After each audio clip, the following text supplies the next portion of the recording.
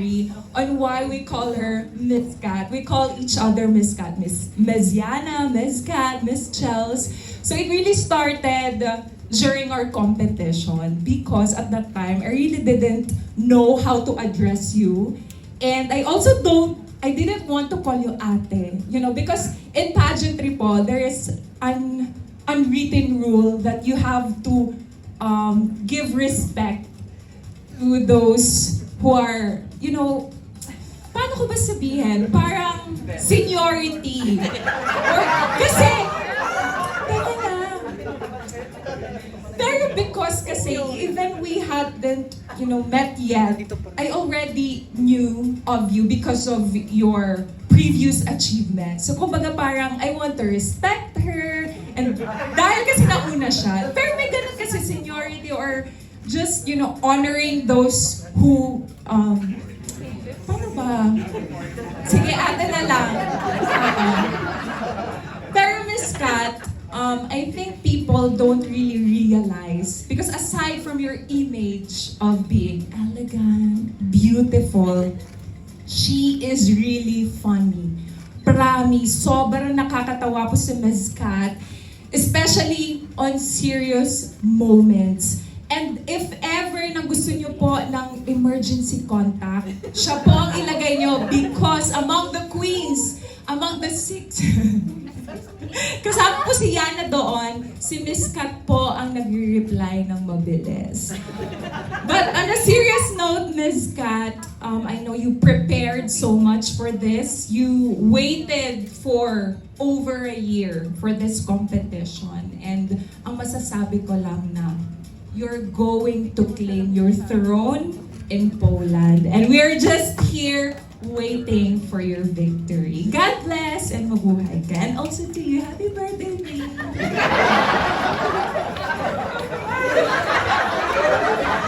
Hirap naman po sundan ang pa-message ni Miss Chelsea. But yes, ay batiin daw kita, Felipe. Happy birthday, Felipe! But yun nga po, kay Miss Kat, ayan, nalaman niyo naman po bakit we call her Miss Kat, but that's exactly the reason why. But ako, I've had the privilege of witnessing Miss Kat's journey towards the crown as a friend and also as a sister from the MUPH, no? And masasabi ko lang talaga na sobrang grabe ng sipag talaga ni Miss Kat. Imagine niyo may shoot siya today, attend siya ng birthday party or like birthday celebration. She won't miss out on our big celebrations. Tapos pupunta siya ulit ng shoot again. Tapos kinabukasan shoot ulit. And that's how hardworking she is. Sobra talaga. Kaya dun sa, diba? Sobra talaga kasi. I'm sure everyone is gonna, sobra talaga na-realize ko, na-witness ko yun sa kanya. She's one of the most hardworking, sobrang grabe mag-effort, sobrang grabe mag-sacrifice ng lahat-lahat just to give her best, just to give it her all talaga. And with that quality, I'm sure, and everyone's sure, the entire Philippines is sure na you're gonna be our next Miss Supranational. And everything she does, yung mga hard work niya, all the effort, all the sacrifices, she makes it look so easy. When you look at her, she looks so effortless in doing that. But behind that amazing face card, behind that amazing beauty na she has, everything talaga, she's doing it by herself. She's doing it for, the best effort that she can just to give it her all and for the Philippines talaga.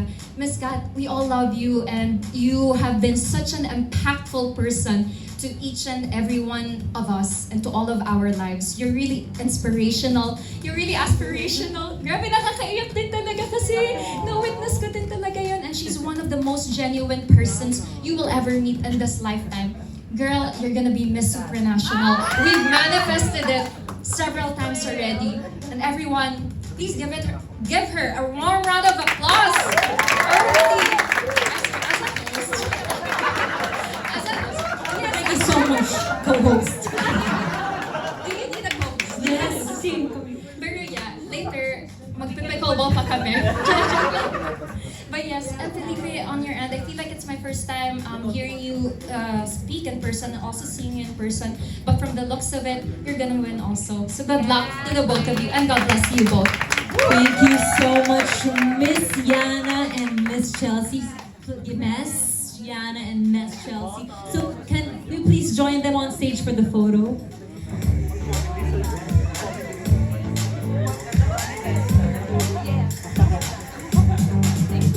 Okay, everyone ready? 1, 2, 3. One more ready. 1, 2, 3. Last ready. 1, 2, 3. One more.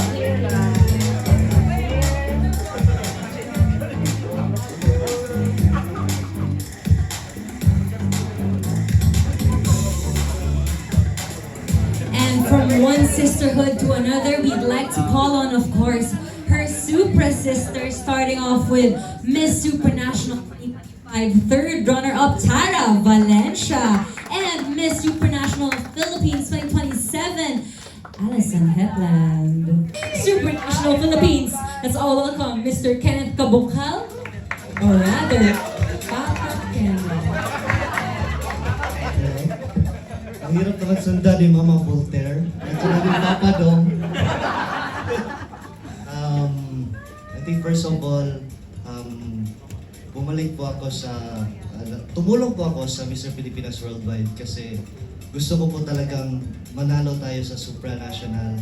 Kaya I'm here to help Felipe. Binibigay ko lahat ng advice, kausap ko siya always, lahat ng mga experience ko doon, binigay ko doon para sa kanya. And nakikita ko naman na makukuha na to ni Felipe. I believe kasi nakikita ko yung struggle niya, yung hard work niya. Kung gaano siya kabait, I think God will reward you, Gaw. I think this is the first time na talaga na makukuha natin yung supranational crown.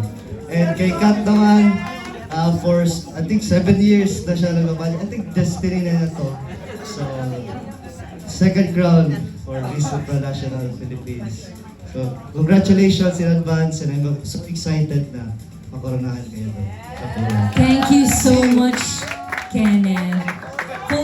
Photo. So it's gonna be the tradition now. So message and then photo. Okay.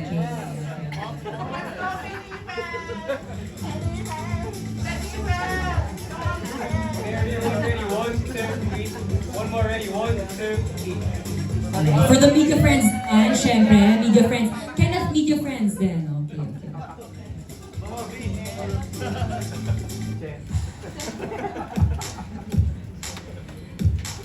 And now we'd like to call on the Mr. Pilipinas officer, Sir Justin Ong. Oh, with our reigning kings as well. Let's all call on Jason Lopez, John Wayne Alba, and Zach Russell. Let's go. Wow. Oh, wait, some number boys? No, you guys look so amazing. Super ready talaga for the titles. I just have a question to our media friends. Are you guys ready for the Supra titles to come to the Philippines? Grabe kasi look at them naman, di ba?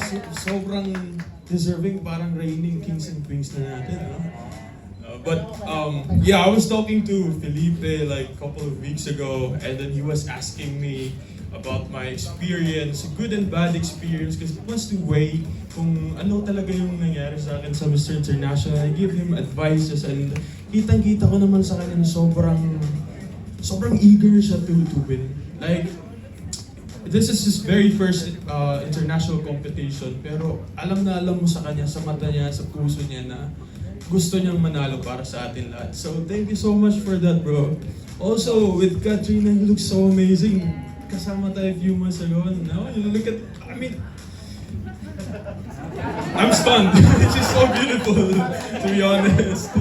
Yeah, so I just want to say good luck to the both of you. I know you guys are gonna do well in your competition. I know you guys did your best for the preparation. I'm just so excited. We're all excited for you both. Thank you. I don't have much to say kasi ang dami nang sinabi. Basically,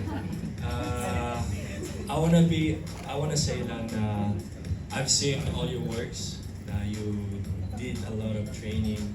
Ang dami yung talaga ginawa na just to make sure that you're going there and you're going to do a great work there. So the only thing that I want to say is just like enjoy it, and kasi alam ko naman na mananalo naman sila. So just good luck and do your best, okay?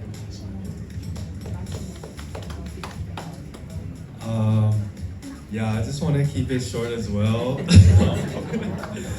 But yeah, just like what Wayne was saying, believe it, we really all got to see and how much you've grown throughout this whole competition, through the end of MPW and all the training that you put in. So this guy really works. He's one of the hardest workers that I've ever met, and I'm sure he's gonna go to Supra and put his best foot forward, and only God knows what will happen, but we can all pray that he's gonna do the best that he can.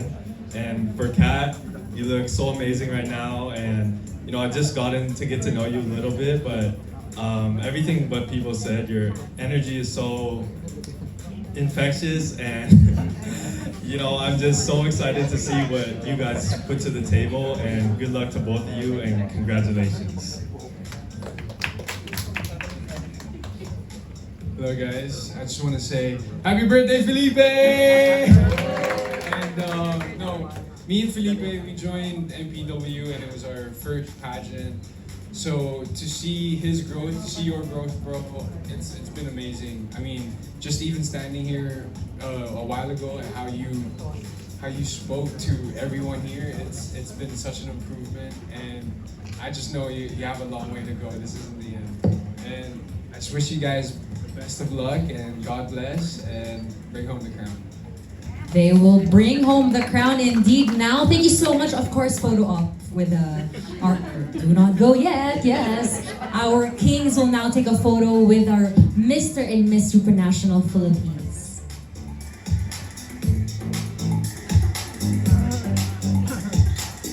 Okay, everyone ready? 1, 2, 3. One more ready. 1, 2, 3. Last ready. 1, 2.